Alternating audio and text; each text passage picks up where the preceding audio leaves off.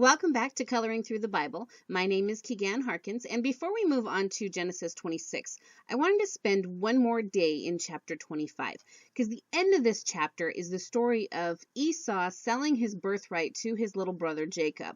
And I've heard quite a few really wonderful lessons and sermons that deal with this section of Scripture, and they remind us that if we keep our attention on heavenly things, then the earthly, momentary, and perishable things won't become a stumbling block to us, because Esau wasn't thinking about the big picture.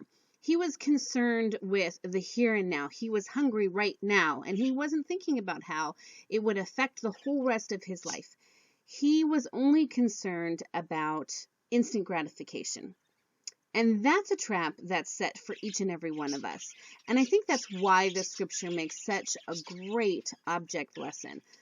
But my mother always told me that if you look at everything the same way everyone else does, you're never going to learn anything new. You're only going to see what they saw. So this kind of challenges me when I read scripture that I've heard so many times throughout my whole life to kind of look at it from a different angle. So today, I want to challenge you to look at this passage of scripture from Jacob's perspective. Now, Jacob actually was a stumbling block to his brother. He laid a trap. He willingly watched his brother fall with a smirk on his face. And we may never think that we operate like that, but I think there are times when we could all be like Jacob.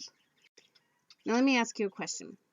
When somebody who is particularly mean and nasty to you gets a dose of their own medicine, is there a part of you that giggles karma?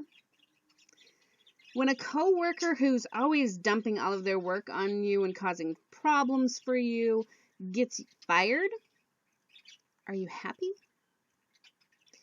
Have you been tempted to point out when that mean and nasty person does something wrong? That person that's always pointing out your flaws, are you tempted to point out their flaws? I think that's actually human nature, but we're called to live as strangers on this earth.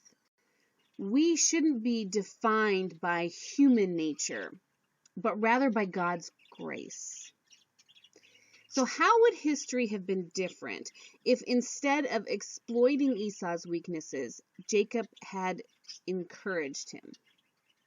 I mean, we can't solve the problems of the world, but maybe, just maybe, we can be the support and the encouragement one person needs to refocus their life. Something to think about. The next time that bully sets themselves up for a fall, let's make sure we don't fall with them. I hope you've been encouraged today. Have a truly wonderful day, and I will see you back here tomorrow.